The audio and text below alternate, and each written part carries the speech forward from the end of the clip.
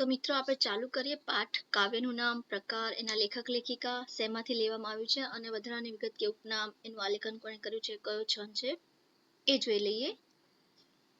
પહેલું છે, હું આના તમને અમુક શોર્ટકટ બતાવું છું, અમુક ફોર્મ્યુલા યાદ રાખવાની, અમુક શોર્ટકટ યાદ રાખવાનું, અમુક કોમેડી લાગશે પણ તમને એક માર્ક માટેનું ગુજરાતીમાં વાંધો નહીં આવે જો આ વિડીયો એક બે વાર જોઈ લેશો તો. પહેલું છે મોરલી. મોરલી એટલે શ્રી કૃષ્ણ ભગવાનની જ હોય, તો એના માટેના લેખિકા તો ઓલવેઝ મીરાબાઈ, મોસ્ટ ઓફલી મીરાબાઈ હોય. તો મોરલી, લેખિકા મીરાબાઈ. એનો પ્રકાર મોરલી જે છે એ પદ, મીરાબાઈ મોસ્ટ ઓફ પદ સ્વરૂપે જ બધું લખે છે, તો મોરલી કાવ્ય. પદ એનો પ્રકાર, લેખિકા છે મીરાબાઈ ને લેવામાં આવ્યું છે મીરાના શ્રેષ્ઠ પદમાંથી. આ તો યાદ જ રહી જાય અને મોસ્ટલી તમને ઓપ્શન આપેલા જ હોય છે. તો મોરલી પદ છે, લખવામાં આવ્યું છે મીરાબાઈ દ્વારા અને મીરાના શ્રેષ્ઠ પદમાંથી લેવામાં આવ્યું છે. બીજું, શરણાઈના સૂર.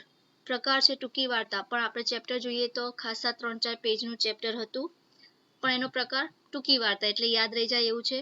પછી આપણે સૂર જે કરીએ શરણાઈના સૂર એ મોંમાંથી ફૂંક મારતા થાય, પણ અહીંયા યાદ રાખવા માટેનું છે તો મોંમાંથી થોડુંક પછી નાકમાં પહેરવાનું એક ઘરેણું આવે છે નથ, ગુજરાતીમાં બીજો વર્ડ બી છે ચૂની. તો શરણાઈના સૂર નીકળે છે મોંમાંથી આપણે હવા દ્વારા, બટ લખ્યું છે લેખક ચુનીલાલ મડિયા. જસ્ટ શોર્ટકટ છે યાદ રાખવા માટે, મને જે ઈઝી પડતું હતું એ મેં કરાવડાયું. તો શરણાઈના સૂર, પ્રકાર ટૂંકી વાર્તા, લખ્યું છે રમણભાઈ નીલકંઠ અને લેવામાં આવ્યું છે શરણાઈના સૂરમાંથી, એ જ ચેપ્ટરમાંથી. ત્રીજું, પ્રયાણ.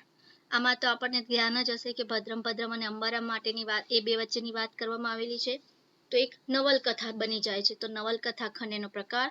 પ્રયાણ, રમણ, એક પ્રાસ થઈ જાય છે હણો છેલ્લા વર્ડનો, તો પ્રયાણ.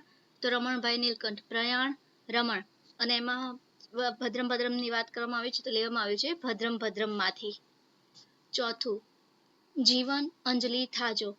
આ તો ખબર પડી જ જાય, પ્રાર્થના છે પ્લસ કર સંદાસ એના માણેક છે, તો કર એટલે હાથ. આપણે જીવન અંજલિ થાજો જ્યારે આપણે શબ્દાર્થમાં જોયું છે એ પ્રમાણે અંજલિ એટલે ખોબો ભરીને પાણી કે ફૂલ અર્પવાની ક્રિયા, તો અંજલિ વખતે બે હાથ જોડવાના આવે, તો કર એટલે હાથ, તો એના લેખક થઈ જાય છે કરસનદાસ માણેક. કર યાદ રાખવાનું કીધું ને, ઓપ્શન આપેલા હોય છે એટલે વાંધો નહીં આવે. તો જીવન અંજલિ થાજો, પ્રકાર પ્રાર્થના એ તો ધ્યાન આવે, કરસનદાસ માણેક. લેવામાં આવ્યું છે હરિના લોચનિયામાંથી. મોસ્ટલી આમાં શ્રી કૃષ્ણ, જે તમારું ગુજરાતી ટેક્સ્ટ બુક છે એમાં શ્રી કૃષ્ણ વિશેની જ વાતો થઈ છે, તો લેવામાં આવ્યું છે હરિના લોચનિયામાંથી. અને એમાં ઉપનામ છે એનું વૈશંપાયન. આ એક્ઝામમાં પૂછાય છે, તો વૈશંપાયન તો એક શોર્ટકટ યાદ રાખો કે જીવન આપણું 20 થી ભરેલું છે, તો 20 વૈશંપાયન, 20 વૈશંપાયન. તો જીવન છે એ વૈશંપાયન ભરેલું છે, 20 થી ભરેલું છે. તો જે કરસનદાસ માણેક છે એ વૈશંપાયન ઉપનામથી જાણીતા છે, આ એક્ઝામમાં પૂછાય છે. હવે પાંચમું છે શ્વેત ક્રાંતિના પ્રણેતાઓ. તો આમાં એક વર્ડ તમારે એક ફોર્મ્યુલા જેવું આવે છે એ યાદ રાખવાનું છે. શ્વેત ક્રાંતિના પ્રણેતાઓ ચેપ્ટરનું નામ, પછી રેખા સંકલિત રમેશ આલેખ્યા. રેખા સંકલિત રમેશ આલેખ્યા. રેખા એટલે રેખાચિત્ર, એમાં લેખકમાં સંકલિત લખ્યું છે અને એનું આલેખન રમેશચંદ્ર ડી પંડ્યાએ કર્યું છે, તો રેખા સંકલિત રમેશ આલેખ્યા. હવે છઠ્ઠું, સામગ્રી તો સમાજની છે ને, આ તો આપણને એક પ્રસંગ જ બતાવે છે. લેખક જોવે છે કપલ બેઠું છે, કેટલીક વૃદ્ધ સ્ત્રીઓ બેઠી છે, તો એક પ્રસંગ કથા થઈ જાય છે જે આપણને કહે છે. હવે સામગ્રી સમાજની, સમાજનો વિકાસ કરવાનો છે, તેના લેખક થઈ જાય છે વિકાસ શર્મા. અને ભૂમિપુત્ર, ખેડૂત, તો આમાં ભૂમિપુત્ર વિકાસ કરવાનો છે એટલે આપણે ખેડૂતને યાદ રાખી દઈએ કે ખેડૂત, તો ભૂમિપુત્રમાંથી લેવામાં આવ્યું છે. તમને આ ખાલી યાદ રાખવા માટેના ફોર્મ્યુલા જેવું બતાવું છે કે સામગ્રી તો સમાજની છે, પ્રકાર છે પ્રસંગ કથા, વિકાસ થવાનો છે એટલે એના લેખક છે વિકાસ શર્મા, અને લેવામાં આવ્યું છે ભૂમિપુત્ર. ખેડૂતો ખેતીનો વિકાસ કરે તો સમાજ બી આગળ વધે, ભૂમિપુત્રમાંથી. જીવમાં જીવ આવ્યો, એની બી એક ફોર્મ્યુલા છે જે જીવસો ફરી સૂરજ મંદા. જીવસો ફરી સૂરજ મંદા, તો જીવમાં જીવ આવ્યો સોનેટ કાવ્ય છે, હરિકૃષ્ણ પાઠક એના લેખક છે. સૂરજ કદાચ ઉગેમાંથી, અને એનો છંદ છે મંદાક્રાંતા. તો જીવસો હરી સૂરજ મંદા, જીવસો હરી સૂરજ મંદા, આ યાદ રાખવાનું છે. પછી છે સૂરજ તો બધે જ સરખો, આ તો આપણે જોયું છે કે આખું કોમેડી જેવું છે. તો હાસ્ય નિબંધ એનો પ્રકાર. હાસ્ય છે તો હાસ્યનું બીજું નામ આનંદ. વિનોદ, વિનોદ એટલે બી હાસ્ય, આનંદ થાય છે. તો લેખક છે વિનોદ ભટ્ટ. અને જે ચેપ્ટરમાં આપણે જોયું કે બધું ખાવાની જ વસ્તુઓની વાતો થવાની છે, તો એમ વિચારો કે વગેરે વગેરે વગેરે માંથી લેવામાં આવ્યું છે. તો આ શોર્ટકટ થઈ જાય છે. સુરત તો બધે જ સરખો તો હાસ્ય નિબંધ, વિનોદ ભટ્ટ અને વગેરે વગેરે વગેરે માંથી. હાથ મેળવીએ તો એનું એક શોર્ટકટ છે હાથ ઉર્મીનો ભગત લઈ.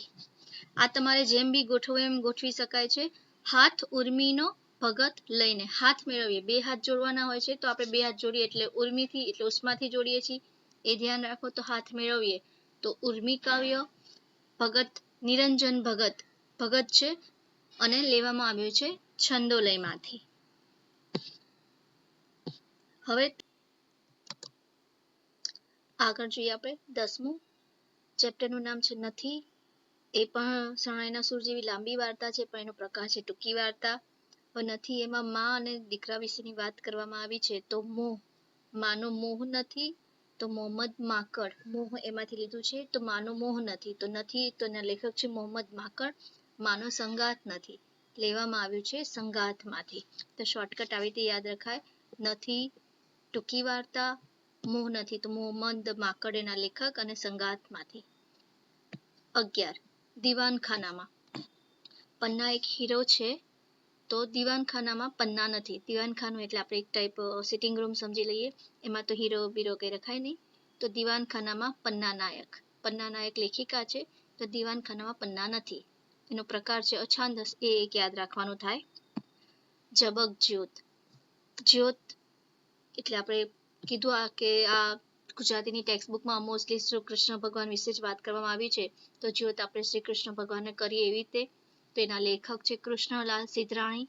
લેવામાં આવ્યું છે પિયા ગોરી. કૃષ્ણ ભગવાનની આગળ પાછળ તો ગોરીઓ હોય જ છે. લેવામાં આવ્યું છે પિયા ગોરીમાંથી. અને એકાંકી એટલે આમાં દીપક વિશેની જ વાત કરવામાં આવે છે, એના દેશ પ્રેમનો. તો ઝબક જ્યોત, એકાંકી, જ્યોત છે તો કૃષ્ણલાલ સિદ્ધરાણી અને પિયા ગોરીમાંથી. 13મું છે ક્યારે વાગી. એ તો એક લોકગીત જ છે, એના ના કોઈ લેખક છે ના કોઈ શેમાંથી લેવામાં આવ્યું છે એકેમાંથી નહીં. એક લોકગીત છે કે લોકો દ્વારા ગાવામાં આવેલું. 14મું જેઠીબાઈ. જેઠીબાઈ લોકકથા છે કે એ બધે જ એક શું કહેવાય બહાદુર સ્ત્રીની વાત છે. તો લોકકથા, લોકો દ્વારા જ કથા કહેવામાં આવેલી છે. હવે આપણે આમાં શોર્ટકટમાં એ વિચારીએ, જેઠાલાલનું પાત્ર આવે છે તારક મહેતા ઉલ્ટા ચશ્મામાં. એનું પાત્ર ભજવે છે દિલીપ જોશી. તો જેઠીબાઈ છે તો જેઠાલાલ, દુલેરાય તો દિલીપ જોશી, અને એ પોતે કચ્છના હોય છે તો કચરો બારે માસમાંથી. તો શોર્ટકટ આવી રીતે યાદ રખાય. જેઠીબાઈ લોકકથા, દુલેરાય કારાણી અને કચરો બારે માસમાંથી. ઓપ્શન તો આપેલા જ હોય છે તમને એટલે વાંધો નહીં જ આવે. તે બેસે અહીં. ચેપ્ટરમાં એક જ મીન્સ આખા 18 ચેપ્ટરમાં એક જ ગઝલ છે, તે બેસે અહીં. ગઝલ સ્નેહથી પ્રેમથી ગાવાની હોય તો એના લેખક છે સ્નેહી પરમાર અને એ લેવામાં આવે છે યદા તદા ગઝલમાંથી. પ્રાણનો મિત્ર. આમાં બી બલાઈ વિશેની વાત કરવામાં આવેલી છે, તો એ અનુવાદિત છે, કોઈ એનું ટ્રાન્સલેશન કરેલું છે. તેનો પ્રકારમાં અનુવાદિત છે. લેખક છે એના રવિન્દ્રનાથ ટાગોર. એમણે લખેલી છે, લેવામાં આવ્યું છે ટાગોરની શ્રેષ્ઠ વાર્તાઓમાંથી. હવે પ્રાણ, પ્રાણ છે તો રવિ, રવિ એટલે સૂર્ય, સૂર્ય અને પ્રાણ બે વસ્તુ યાદ રાખવાનું થાય. સૂર્ય પ્રાણનો મિત્ર. હવે એના અનુવાદક છે પ્રસાદ બ્રહ્મભટ્ટ. આ એક યાદ રાખવાનું છે, પ્રસાદ બ્રહ્મભટ્ટ અનુવાદક. ટિફિન. ટિફિન એક નાનકડી શોર્ટ વાર્તા છે, તો લઘુકથા. આઈ થિંક 12-13 લીટીની માંડ હશે. લેખક ટિફિન પ્રેમથી જ બનાવવાનું હોય તો લેખક છે પ્રેમજી પટેલ. લેવામાં આવ્યું છે પ્રેમજી પટેલની શ્રેષ્ઠ લઘુકથાઓમાંથી. હવે જે તમારું 18મું ચેપ્ટર છે લઘુ કાવ્યો, એમાં દુહા, મુક્તક અને હાઈકુ બધું જ આવી ગયેલું છે. તો આપણે દુહા, મુક્તક ને હાઈકુ કેવી રીતે યાદ રાખવાના છે એ જોઈ લઈએ. તો પહેલું છે તમારું દુહો છે જે લેખક છે એના શેખાદમ આબોવાલા. એમણે દુહો પણ લખ્યો છે અને મુક્તક લખ્યું છે. તો જો પહેલો શેખાદમ આબોવાલાનું યાદ રાખવાનું હોય તો પહેલામાં આવે છે લીમડો શીતલ અને જિંદગીની આગ. એ ચારમાંથી કોઈ બી આવે, લીમડો, શીતલ, જિંદગીની આગ એ આવે તો એના લેખક થઈ જાય છે શેખાદમ આબુવાલા. બીજું છે હર્ષદ ત્રિવેદી, એમનું મુક્તક છે તો પિંજરાનું બારણું ખોલે છે, તો પાંજરામાં પક્ષીને પૂરેલું હોય તો એને બહાર કાઢીએ તો ખુશ થઈ જાય, પણ અહીંયા ખુશ થતું નથી, તો ખુશ થઈ જાય છે આપણે ત્યાં સુધી રાખીએ તો એના હર્ષ એટલે આનંદ, ખુશી, તો એના લેખક છે હર્ષદ ત્રિવેદી. તો પિંજરાનું બારણું હર્ષદ ત્રિવેદી. છેલ્લું છે સોરી લાસ્ટ સેકન્ડ હાઇકુ, એમાં ફિલિપ ક્લાર્ક, ફિલિપ લીલ, આ કોમ્બિનેશન યાદ રાખવાનું, ફિલિપ લીલ.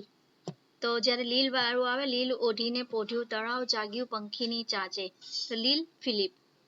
અને છેલ્લું હાઇકુ, પર્વતની ટોચે પહોંચતા ધીરે ધીરે આપણે ચડીએ, તો પર્વતની ટોચે તો ધીરું પરીખ, પર્વતની ટોચે આપણે ધીરે ધીરે પહોંચે, ધીરું પરીખ.